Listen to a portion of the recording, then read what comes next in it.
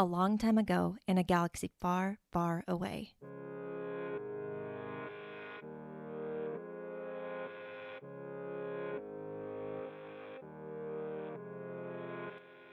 You're listening to Now This Is Lit, a podcast about Star Wars books, the people who make them, and the readers who just can't get enough of them. I'm your host, Meg Dowell. I use she, her pronouns. And this week, because I'm trying to prepare for the holidays and get some things scheduled ahead of time, it's another solo episode for you, your favorite. I know. It's going to be great, don't worry. I know the last time I said I wasn't going to ramble or it was going to be short, and it wasn't that, and I did. Listen, I'm doing my best. I may not be new to podcasting, but hosting my own show is still a thing that, I can do whatever I want, okay? And, you like it or you don't. I can only control what I do. I cannot control how you react to it. Wow, what a concept that we have learned over the past few years of creating all the content on the internet. It's been much longer than a few years. I don't know why I said that. I'm just going to get into the actual topic of this episode, which is I'm going to tell you about my favorite Star Wars books, because it is a thing, not only that I am asked constantly, what's your favorite Star Wars book, but also we ask each other this question all the time, especially among Star Wars book communities. There are so many of them. Twitter, Instagram, TikTok. Is there a Star Wars segment of Book Talk? I'm not, again, here we go again. I'm not the expert on that. Someone else is going to have to come on and talk about that. We'll get there at some point. So, my favorite Star Wars books. I didn't actually consider ever doing an episode like this because it's just kind of basic, but also it could be very interesting. And I think someone's favorite Star Wars books says a lot about who they are and what's important to them. And even if you don't want to know my specific favorites, maybe this will inspire you to talk about them, or maybe you can come on and we can talk about yours. I would love to do that. If you want to come on and talk about the Star Wars books that mean the world to you, I would love that. That would be great, wouldn't it? I'm going to move this tab over. So before I get into this episode is a train wreck. Thank you for coming along this ride with me. I did not promise that it was going to be smooth. Before I get into my actual favorite Star Wars books and kind of tell you a little bit about why they're my favorites, I wanted to give you my personal criteria for determining what my favorite Star Wars books are. So every Star Wars book on this list, I will give you 5 and some honorable mentions because we only have so much time on this earth. And as much as I love podcasting about Star Wars books, I don't want to do it. I don't want to spend all of my time doing that. Every book on this list falls under at least one of these categories. In some cases, it's more than one. So you might have your own criteria for determining what your favorite Star Wars books are, and I would love to hear that. I almost said leave a comment. That's not how podcasts work. You know what I mean. Tell me about it. I'll give you all the here's where you can find me at the end, as I always do. This episode's going to be 2 hours long. I don't know anyone who makes Star Wars podcasts that are that long. Nobody in my personal circles. Nope. So the first, there are just a couple. There a handful. That's not a couple. That's more than a couple. I know how to make words into sentences. The first criteria for determining my favorite Star Wars books is I either have read it more than once already, or I really, really want to. There are a lot of books, when I'm talking about them, when I'm posting about them, I will say, I want to do a reread of this. That is because it falls into a category that is, I love this book so much that I want to give more of my limited time in this universe to that book because it is just that good. There are several books on this list, actually, that I have read more than once because they just mean a lot to me for different reasons. So that's one. So this next criteria is one that I use kind of not just with Star Wars books, but books, movies, TV shows, albums in general. And that is after I consume the thing, whatever it may be, in this case, a Star Wars book, after I finish it, I will continue to think about it. So sometimes with a book, if you liked it but didn't love it, you'll read it, you will have that experience of consuming the story, and then you will put it away, or you will put it down, or you will send it back to wherever it came from if you don't own it. And that will kind of be it. You won't really think about it too much after that. But a favorite Star Wars book for me is one where I do think about it. And not only do I think about it a long time after I'm done with it, but I keep coming back to it. So in conversation, in any kind of context where I'm talking about Star Wars books, it will come up again, either when I'm just thinking about it or when I'm talking with someone else, in whatever context that may be. If it is good enough to stick in my memory like that, I consider it to be a favorite. And this next one is kind of very similar to that, which is not only do I continue to think about it, or it continues to come back to me for various reasons, I will actively make connections to other Star Wars stories, other stories in general, from that book to something else. And this is especially true if I'm making real world comparisons between this story and other concepts or ideas or things. I have this podcast called Starbird Dawn. It's been on hiatus for a long time because life.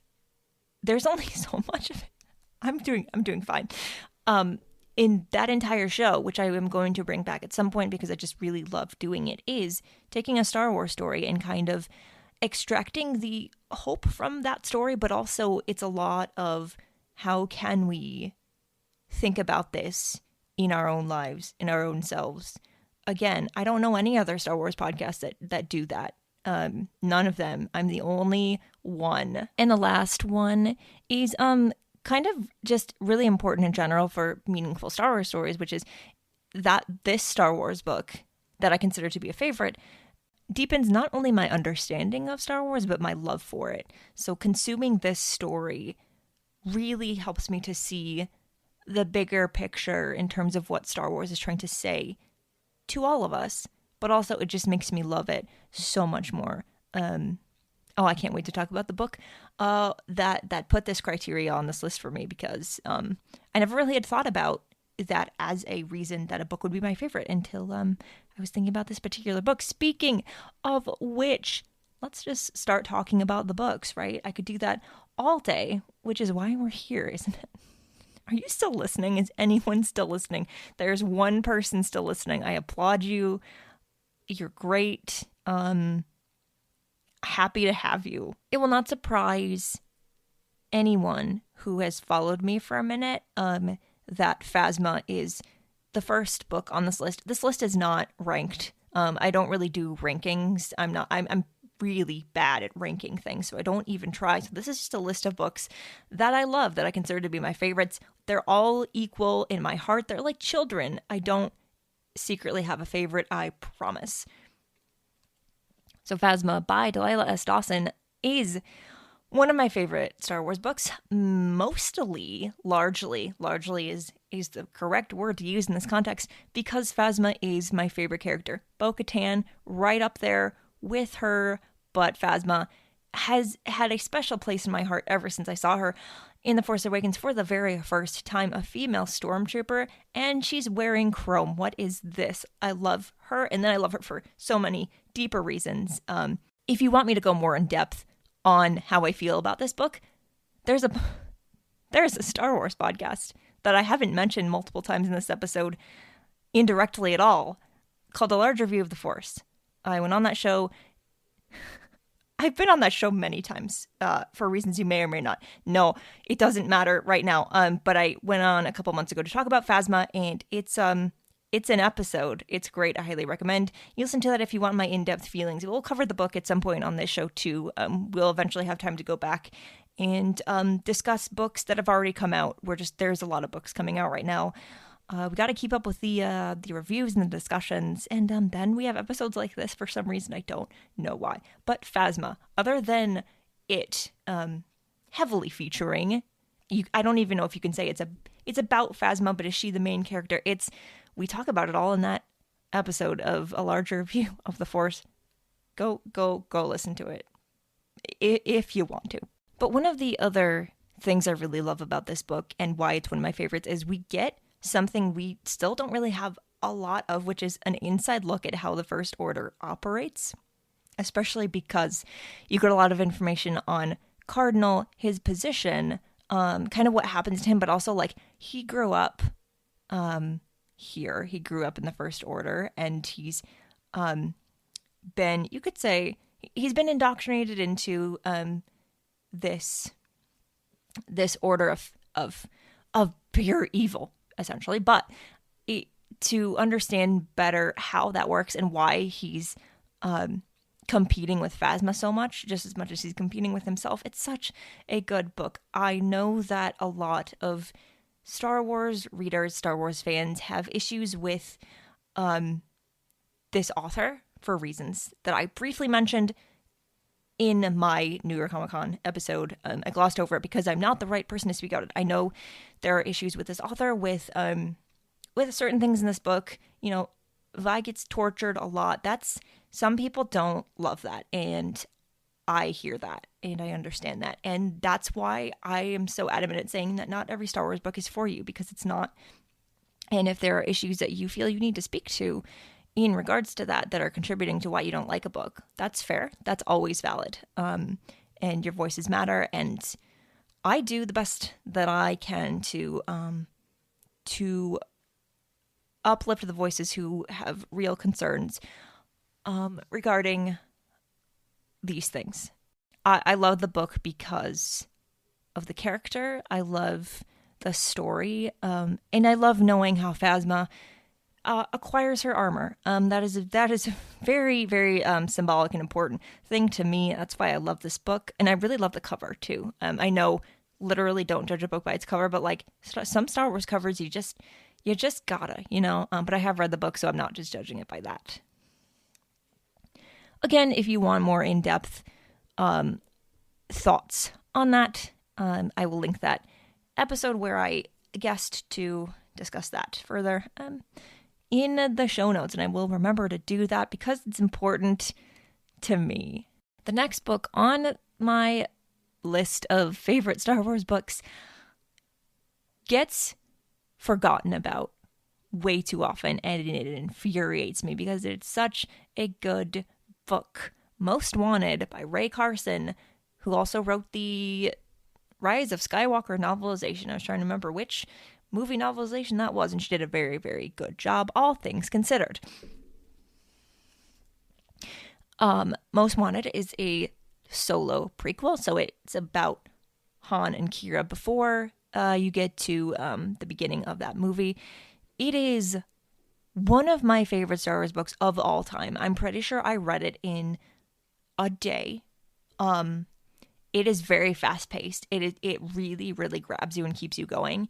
It's very, like, I was thinking about this as I was putting together this episode. If it were not Star Wars, it would be very, very classic sci-fi. You have these two children, essentially. They're a little bit older than that. It's young adults, so they're teenagers. But, they're on this planet. They were born here, but they don't have parents. They don't have anyone taking care of them.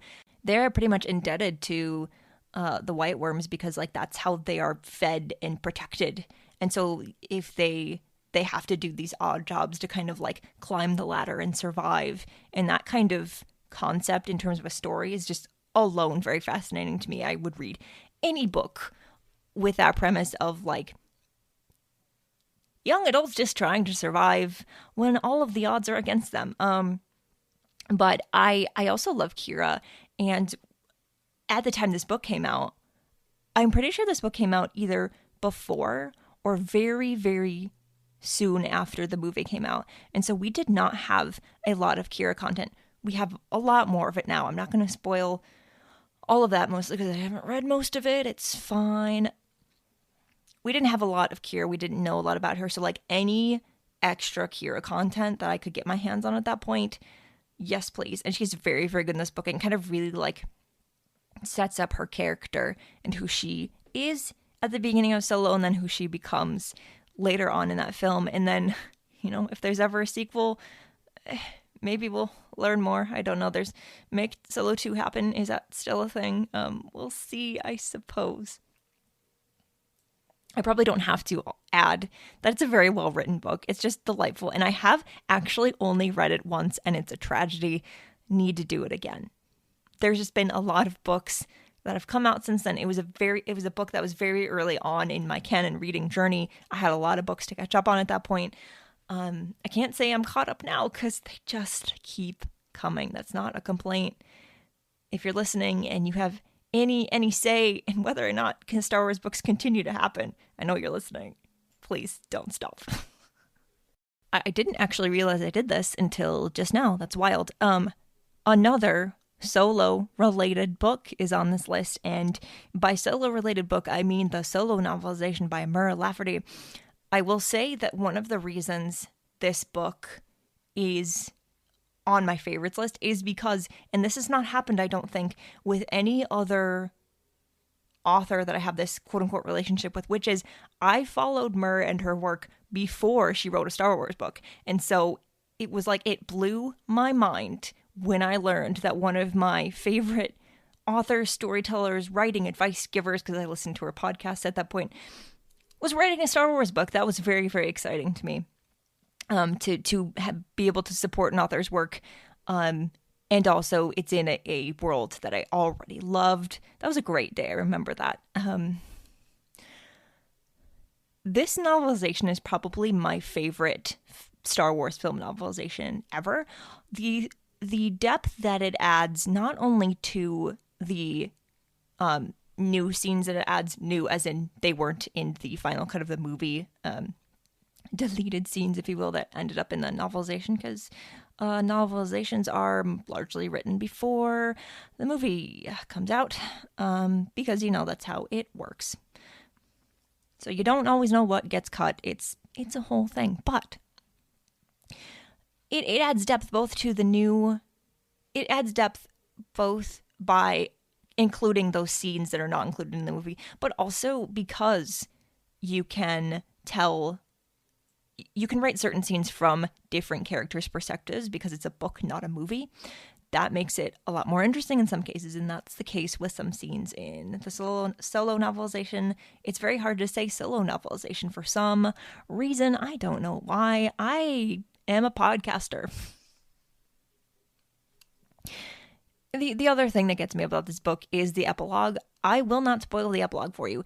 It does not matter to the specific book, as in, like, the epilogue kind of could have been tacked on to, like, a couple different books, but the author asked to write this, and it is a meeting between two of my favorite, some of my favorite Star Wars characters that you may not have seen coming, but it happened in that epilogue, and it's to this day my favorite, and I think about it so much, and I would love to see that meeting and more interactions between them on screen. So if a Solo 2 does happen and Mur Lafferty comes back to write the sequel, can she just come back to write more Star Wars in general? Like, I would love that. Her writing is, if you haven't read Six Wakes, which is, it's a murder mystery in space with clones, not Star Wars, but one of her favorite books.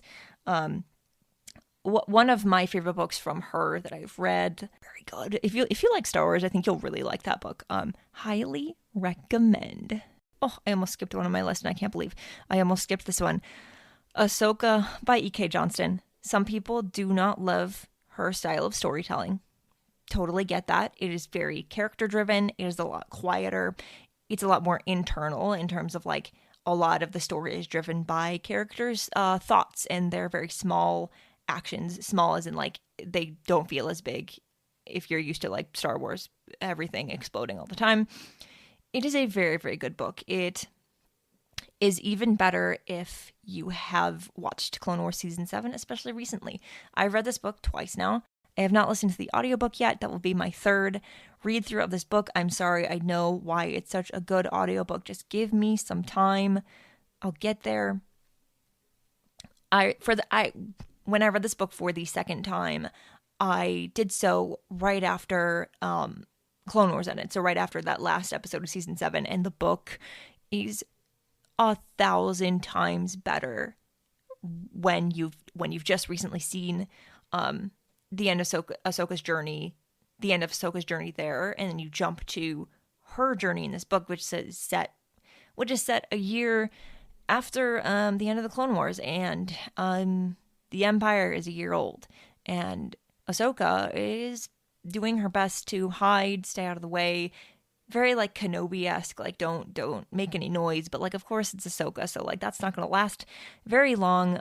It speaks to trauma. It speaks to living with trauma and the fact that you never get over it, but you have to figure out how to exist alongside it. And it's a very meaningful book to me as someone who just has had to overcome a lot of things in life and learn to just keep swimming is the phrase that came to me just now. I don't know why.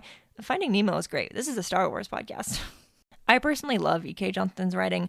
Again, I know fans have brought up issues with certain things. I'm not going to get into that. I like to make you aware that I am aware of the things that are being talked about. Even if I don't draw attention to certain things on Twitter, I am always listening. That sounded way creepier than I meant it to. Just trust me. I know what I am hearing you. I happen to really like her storytelling style. I really like character-focused and character-driven stories, even in Star Wars. Sometimes you need stories that are a little bit quieter, in my opinion, and that's not a bad thing. A quote-unquote quiet Star Wars story is good. A lot of people will disagree with me on that. It's fine. This is my podcast, not yours. What is this? What is this show? The last on my actual list, because I have some honorable mentions that I can't leave out of the discussion. Oh my God, I've been recording for so long. I told you this is going to happen. I warned you. And yet you're still here. The one person that's still listening. Why are you doing this to yourself? Bloodline by Claudia Gray, not to be confused with Bloodlines, plural, which is a Legends book, part of a series, and not this book at all. The titles are not the same, and neither are the stories. I have read Bloodlines, plural, and it is very good. I have it on my shelf. It's very beat up because it's a Legends book that I've had for so many years, and it's so well loved. And it's like the only green Star Wars book I think I own. So when I'm doing rainbow book photographs, that's the one that gets used. Shout out to anyone who ever designed the Star Wars book that's canon that's green, because like I need you in my life. Bloodline by Claudia Gray. It's a great like lead into why things are the way that they are in The Force Awakens, and like how Leia gets to become the forefront of the Resistance, and why certain pilots have followed her into doing this and have separated themselves from the New Republic, and why that's a thing. And also like Darth Vader is her father, and everyone knows now what is going on. I also love Leia's story, so like if Leia is in the book, it's not a guaranteed favorite, because there are plenty now, not plenty, there are a handful of Leia books that I really enjoy that are canon now, and they're all great. But Bloodline, it is a book that I think about a lot and that I need to revisit, especially because like books like Shadow of the Sith are, because they're written later in canon in terms of like how long these canon stories have been around, they can pull from different things. And Bloodline, similar to Aftermath, is one of those things that I want to revisit now that it's not an earlier installment in Star Wars book canon, because the things we know now, we didn't necessarily know then, and it's fun to go backwards, because what is Star Wars if not backwards storytelling magic? It's delightful. And it's now time for my honorable mentions. I will not go in depth into all of these because, again, I've just been talking for so long. How does this always happen to me? But I have my favorites. These come very, very close to also being on my actual favorites list because I do love them. Rebel Rising by Beth Revis almost made this list. It didn't, just because there are just so many books that speak to me on a personal level that are also Star Wars. And this one came close. I have read it more than once. I've talked about it on multiple podcasts at this point. It is a very, very heartbreaking book, but Jyn Erso is great. And that's all I'll say about that. And I actually have a Legends book on this list. I love a lot of Legends books. The reason they're not my favorites is probably a lot to do with it's just been longer since I've read them. It does not have to do with the fact that I don't like Legends or that I don't think they're as high quality. There are a lot of Legends books that really, really stack up and that deserve to be on favorites lists, and they are for many of you. And just because my list is canon does not mean that Legends does not matter, and that's why Kenobi is on this list. But also another John Jackson Miller book that's on my list is A New Dawn, because Kanan and Hera deserve to be happy. And also, it broke my heart to not put this book on my actual favorites list, but Master and Apprentice is a journey, and that I say that with all the love in my heart. The book starts out, Obi-Wan Kenobi loves to fly, and like you figure out by the end why he doesn't anymore. But also it's literally about the relationship between Qui-Gon and Obi-Wan when they're not super getting along so well. It takes place before the Phantom Menace, and this twist that happens in this book infuriates me in a good way. I did not see it coming. Maybe other people did. I did not. It delighted me. It still delights me. I've reread parts of this book for podcasting reasons, but I do need to go back and reread the whole thing. Claudia Gray, I don't have many bad things to say about her books. I know I don't have any High Republic books on this list, but like Geode is my dude, okay? He's very, very important to me, and Claudia Gray, shout out for introducing this character to the world. I will say that, that being said, Lost Stars is not anywhere on this list, and that upsets a lot of people when I post about my favorite Star Wars books, and Lost Stars is not there. Lost Stars is a high-quality Star Wars book. I recommend it very, very often. It is the perfect book for those who are getting started with Star Wars books. It's a great book to read if you want romance. It's a great Star Wars book just overall. It's not on my favorites list, partially probably because it's been a long time since I've read it. I think it was one of the first canon Star Wars books I read, and it was many, many years ago now because it is 2022 as I am recording this. Wow. How did we get here? I really don't know. Partially it's been a while. And honestly, romance, I applaud it. It's very important to have it, especially in Star Wars. Romance is valid. It gets knocked around a lot of the time. There is some great romance out there, not knocking it at all. It's just not always for me. And this book is not just about romance. Like they start out as friends, and it is as much about friendship as it is about other kinds of love. It's a good book. It's not on my list because there are so many other ones that just speak to me personally, and that book does not. That doesn't mean it's a bad book. Doesn't mean I haven't read it or that I don't care about it. It is a very pretty book. It's a very big book. It looks great on my shelf. And if we ever get a sequel, like, I would not be mad about that. Really wouldn't. Also, I kind of mentioned this briefly. There is no High Republic on this list. Not because I don't love it. Not because it doesn't matter to me or that the High Republic books are any less quality. Again, it's just there are other books that rank higher for me. It's just that there are other books that speak to me more. The High Republic has brought so many people to Star Wars books that were not in this community before, and that is extremely, extremely important. Its attention to representation is important. Its stories are great. The authors are a delight to interact with, either in person or on Twitter or wherever you may be. That's the case with many, many Star Wars authors, but like the High Republic authors especially, there's just something about their bond, especially when they're all together. It's just a different experience, and it makes the stories that they write sparkle a little bit more.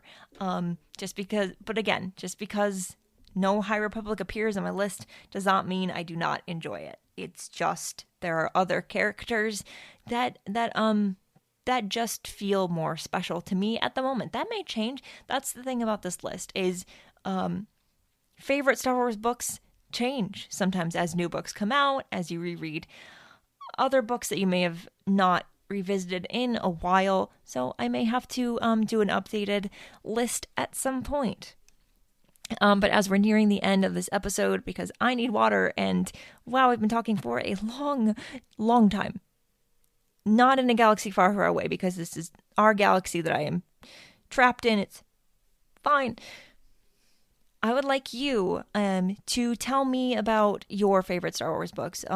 You can find me on Instagram. You can find the show on Twitter. You can find me on Twitter if you want to. I don't know why you'd want to do that, but everything, all the links are in the show notes because that's important that you have those. I want to know what your favorite books are. Because this is a great way to talk about Star Wars books in a positive light and to focus on the things about them that we love. A lot of Star Wars book favorites lists turn into why this book was bad and why it didn't make my list because it's not good. And it's valid to have opinions that are negative. But sometimes we just want to talk about our favorites, right? So tell me what your favorite Star Wars books are. Maybe you have a favorite, maybe you have several favorites, maybe you have a whole list and then some honorable mentions. How many of your favorite books are legends? I would like to know that. I'm curious. Which legend books do you love? Because there are many I have not read, and if you tell me one that I haven't read yet, maybe that will push me to read it. I really appreciate you, the one person who's still listening to this episode. Your listen matters. Your presence here matters, and I'm really glad that I can just do things like sit down and not have a script and just talk to you about books that I love. That's why we're here, isn't it? We're making a show, but it's really all just about celebrating Star Wars books. That's why I wanted to start the show in the first place. Not enough podcasts are talking about books in a way that is meant to just celebrate the marvel that is the fact that they exist. We could have no Star Wars books at all. They could have stopped when Legends became Legends, and that could have been it. But that's not what happened, and I'm grateful every day for that. I can only speak for myself. But we are here to talk about how lucky we are to be alive in this time when Star Wars books have been happening for so long and are still happening and are going to continue to happen, hopefully for a very, very long time from now. Thank you all so much for listening. Next week is my spoiler-free review of Quest for the Hidden City by George Mann, which is the next installment in the High Republic series. Only one spoiler for you, which is I loved this book. Middle grade does not get the attention it deserves, and I am going to make sure this book is yelled about happily by as many people as possible. In the week after that, you know what you're getting after that? You're getting the full spoiler discussion of the High Republic Path of Deceit.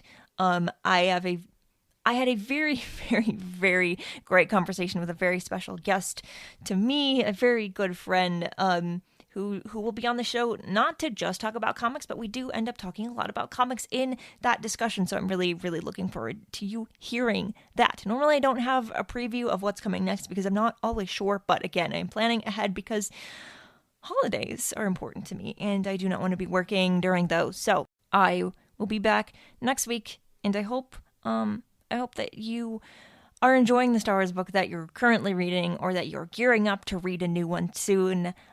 Star Wars books, they're just great, aren't they? I hope so, because I want to keep making the show for a very long time.